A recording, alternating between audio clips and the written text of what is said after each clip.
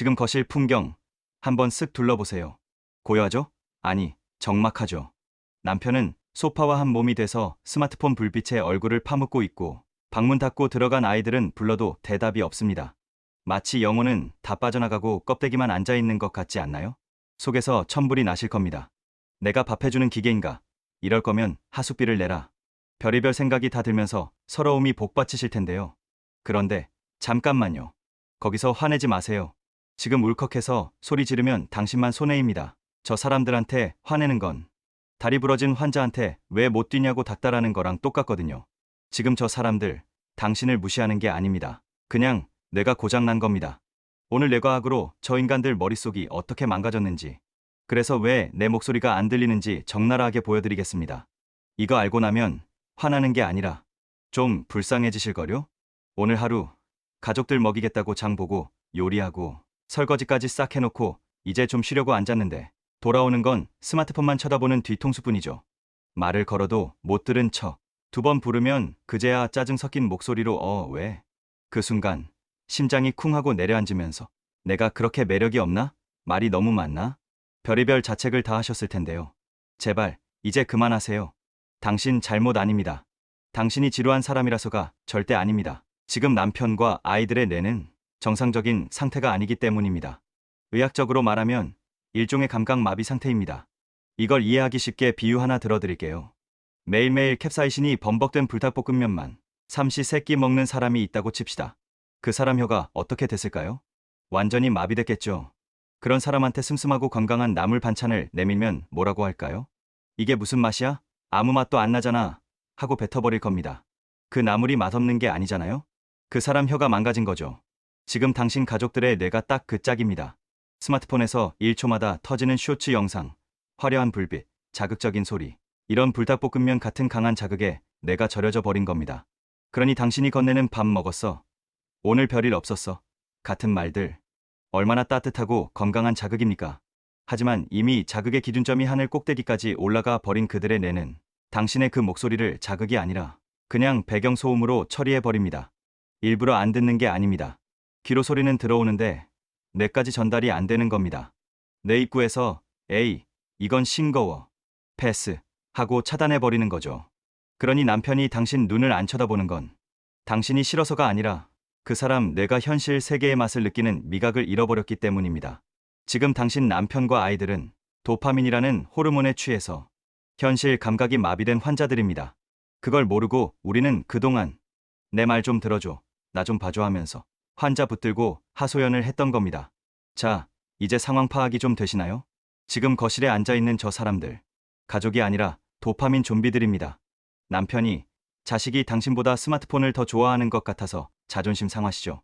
근데 이거 하나만 확실하게 짚고 넘어갑시다. 그건 당신이 매력이 없어서가 아닙니다.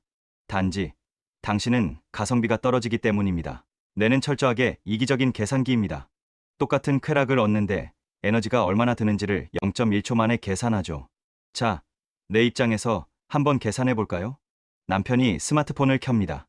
손가락 하나 까딱하면 1초 만에 화려한 영상이 나오고 재미있는 짤방이 쏟아집니다. 노력은 0인데 보상은 100점짜리 도파민이 펑펑 터집니다. 이걸 값싼 도파민이라고 부릅니다. 싸고 빠르고 강력하죠. 반면 아내와의 대화는 어떨까요? 일단 퇴근해서 피곤한데 말을 들어줘야 합니다. 리액션도 해줘야 하고 공감도 해야 합니다. 내 입장에서는 엄청난 에너지가 들어가는 고강도 노동입니다. 물론 대화가 잘 통하면 행복하겠죠. 하지만 그 보상은 아주 천천히 은근하게 옵니다. 이건 비싼 도파민입니다. 이미 값싼 도파민 맛을 봐버린 뇌는 절대로 비싼 도파민을 선택하지 않습니다. 당신은 마트에서 1,000원짜리 자극적인 과자를 파는데 굳이 비싼 돈 내고 건강식 먹으러 가겠습니까? 특히 스마트폰과 게임은 예측 불가능성이라는 아주 악질적인 무기를 갖고 있습니다. 다음을 넘기면 더 재밌는 게 나올까? 카톡을 열면 누가 연락했을까? 이 랜덤한 기대감이 뇌를 미치게 만듭니다. 그런데 당신은 어떤가요? 남편 입장에서 아내의 반응은 너무 뻔합니다. 집에 가면 잔소리하겠지, 밥 먹으라고 하겠지. 예측이 가능한 대상에게는 내가 흥분하지 않습니다. 그러니까 남편이 집에 오자마자 당신을 투명 인간 취급하고 폰만 보는 건 당신을 무시해서가 아니라 그냥 내가 가성비 좋은 기계에 달라붙어 있는 겁니다. 지금 저 사람들은 아주 값싸고 질 나쁜 불량식품만 허겁지겁 주워 먹고 있는 상태라는 거죠. 건강한 집밥 같은 당신의 사랑을 거부하고 말이죠. 그런데 폰 보는 것까진 참겠는데 말 좀 걸었다고 불같이 화를 낼 때는 정말 서럽고 억울하시죠. 밥 먹어 이 한마디가 그렇게 큰 죄인가요? 왜 사람을 벌레 보듯이 짜증을 낼까요? 여기에도 소름 돋는 뇌과학의 비밀이 있습니다. 저 사람들이 화를 내는 건 당신이 싫어서가 아닙니다. 지금 도파민 결핍 반응 때문에 뇌가 비명을 지르는 겁니다. 최신 뇌과학 연구에 따르면 우리 뇌에서 쾌락과 고통을 처리하는 곳은 같습니다. 마치 시소처럼 연결되어 있죠. 스마트폰으로 강한 쾌락이 꾹 누르면 그 반작용으로 뇌는 수평을 맞추기 위해 고통 쪽을 꾹 누릅니다. 쉽게 말해 스마트폰으로 엄청난 쾌락을 느끼고 있는 순간 그 이면에는 그만큼의 고통이 차곡차곡 쌓이고 있다는 뜻입니다. 그런데 그 순간에 당신이 여보, 밥 먹어 하고 말을 겁니다.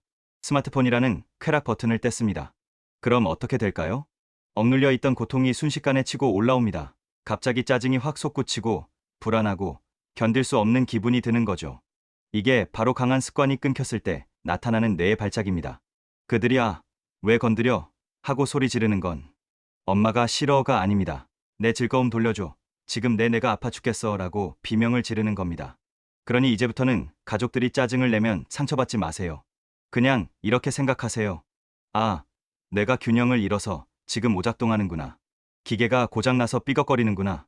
멀쩡한 사람이 나한테 화내는 거라고 생각하면 천불이 나지만 환자가 아파서 비명 지르는 거라고 생각하면 오히려 측은해지지 않나요? 당신이 겪은 그 모욕감, 사실은 당신 탓이 아니라 내가 망가진 사람들의 신경질적인 반응이었을 뿐입니다. 자, 원인을 알았으니 이제 대처법을 바꿔야 합니다. 그동안 우리는 잘못된 방법으로 싸워왔습니다. 스마트폰과 경쟁하려고 했거든요. 전화기는 3시간 보면서 나랑은 10분도 얘기 안 해. 이 생각, 이제 버리세요. 사람이 기계랑 싸워서 어떻게 이깁니까? 애초에 체급이 다른 싸움이고 싸울수록 당신만 비참해집니다. 오늘부터 당신의 전략은 연민입니다. 이건 착한 마음으로 용서하라는 뜻이 아닙니다. 철저하게 당신이 갑의 위치에 서라는 뜻입니다. 거실에 널브러져 있는 가족들을 볼 때 이제는 눈에 힘을 빼세요. 그리고 병실에 누워있는 환자 보듯이 쳐다보세요. 쯧쯧, 멀쩡하게 생겨서 뇌가 다 굳었네. 얼마나 현실이 재미없으면 저 작은 기계 속에 갇혀 살까. 내 인생도 참 불쌍하다. 이렇게 마음속으로 혀를 차주세요. 신기하게도요. 내가 상대를 무시하는 강자라고 규정하고 상대를 불쌍한 환자라고 규정하는 순간 당신의 억울함은 사라지고 묘한 우월감이 생깁니다. 더 이상 그들의 관심이나 대답을 구걸하지 않게 됩니다. 왜냐고요? 환자한테 무슨 대단한 대화를 기대하겠습니까? 그냥 밥은 먹고 해라 하는 심정으로 대하게 되죠. 그리고 가장 중요한 것, 그들에게 감정적으로 반응하지 마세요. 그들이 폰을 보든 말든 대답을 하든 말든 당신은 그냥 우아하게 당신 할 일 하세요. 당신이 화를 내고 잔소리를 하는 것도 사실은 그들에게는 또 다른 형태의 자극입니다.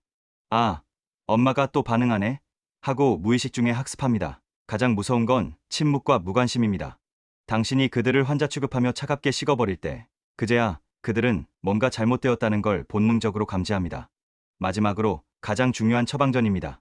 이제 그 집구석에서 그 말라비틀어진 우물에서 관심이라는 물을 길어 올리려고 애쓰지 마세요. 거긴 이미 말랐습니다. 대신 당신만의 도파민을 찾아 집 밖으로 나가세요.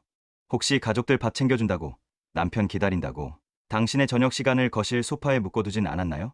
그게 바로 당신을 가장 매력 없게 만드는 행동입니다. 늘 그 자리에 있는 소파 귀신이 되지 마세요. 저녁 먹고 설거지 쌓여 있어도 그냥 두세요. 운동화 끈 메고 공원을 걷든, 동네 도서관을 가든, 친구를 만나 수다를 떨든 무조건 밖으로 나가서 건강한 도파민을 채우세요. 당신의 뇌가 생기로 반짝거려야 합니다. 당신이 집 밖에서 즐거움을 찾고 집에 들어와서도 콧노래를 부르며 폰 보는 가족들에게 관심도 안 줄 때 그때 어떤 일이 벌어질까요? 좀비들이 불안해하기 시작합니다. 엄마가 왜 나한테 잔소리를 안 하지? 여보, 오늘 무슨 좋은 일 있었어? 늘 나만 바라보던 사람이 등을 돌리고 자기 인생을 즐길 때 인간은 본능적인 공포를 느낍니다. 그제야 스마트폰에서 눈을 떼고 당신을 쳐다볼 겁니다. 기억하세요.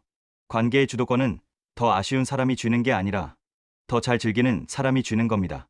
오늘부터는 좀비들과 거실에서 씨름하지 마시고 당신의 인생을 사세요. 그게 최고의 복수이자 최고의 치료법입니다. 오늘 영상이 여러분의 답답했던 속을 조금이라도 뚫어드렸기를 바랍니다. 지금까지 마음의 과학이었습니다.